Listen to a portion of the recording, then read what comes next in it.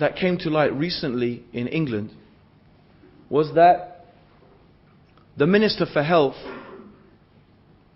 made an announcement that many young women were beginning to drink excessively. This is a problem in England. Many young women were beginning to drink excessively, especially what they call binge drinking. And they were worried because, and one of the immediate effects that they could notice is that this was causing a great deal of liver damage. It was causing a great deal of liver damage. And interestingly enough, I came across an article in a newspaper written by two young professional girls, well off, good jobs, and they confessed that they were binge drinkers. But the interesting thing was why? Why were they binge drinking? What caused them to binge drink? They said that our life is so empty and boring. Our life is so empty and boring. And we feel a state of depression. And the only thing that seems to bring a moment of release is unabated hedonism. Meaning just indulging in our passions and our desires and doing whatever we feel like, and then for a moment we get a relief. That's what she said. That's what they were writing. How is it that people who have good jobs, nice income, beautiful flat, house, things, they have all the food they want to eat, they're clothed with what they want to clothe themselves with, how do these people feel therefore empty and depressed?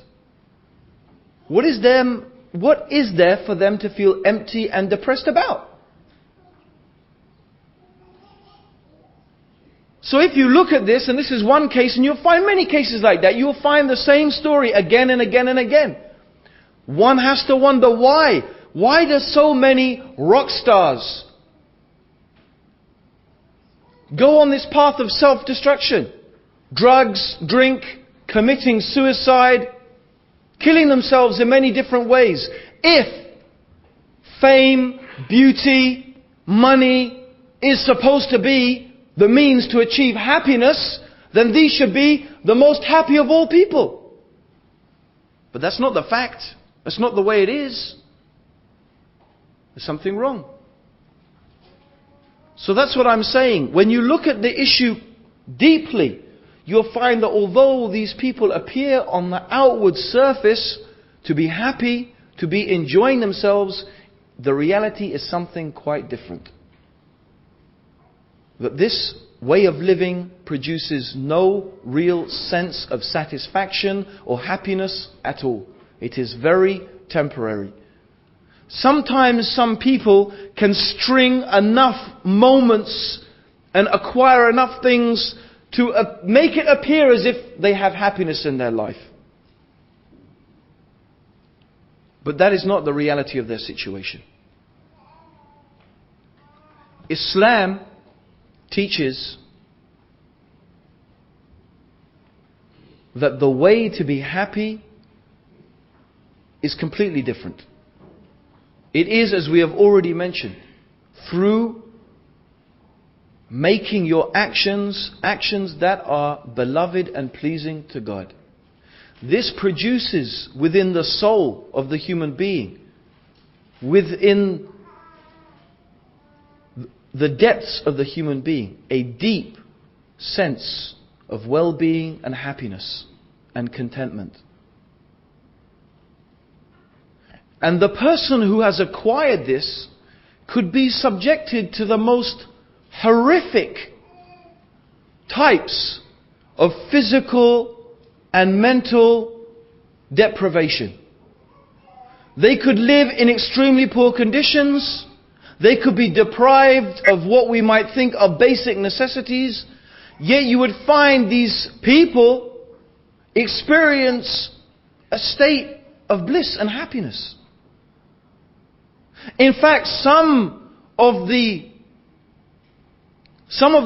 Muslims and some of those people who have embarked upon the spiritual path, if we want to call it, have put themselves in a situation where they are deprived of many of the so-called physical necessities, because they consider them to be, in some respect, an impediment, a barrier between them reaching that state of true bliss and true happiness that comes from being a complete and true worshipper of God.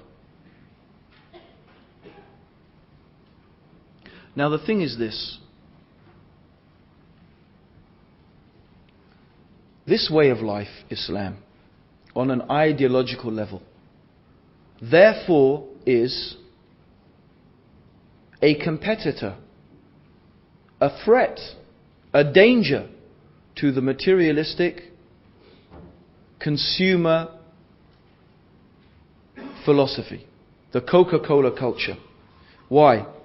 Because in reality, there is something very sick about this culture. And the sick thing is that it actually depends and relies upon you being miserable for its existence. The Coca-Cola culture actually needs people to be unhappy, because unhappy people consume. Unhappy people need to fill their miserable lives with fashion, music, the fantasy of Hollywood, drugs, alcohol, sports. The miserable people need to fill their miserable lives with all these trinkets, and these things give them these moments of happiness. So miserable people consume. That's the reality. It is not people who are deeply content and feel a deep sense of well-being and happiness internally. No, these people are not good consumers.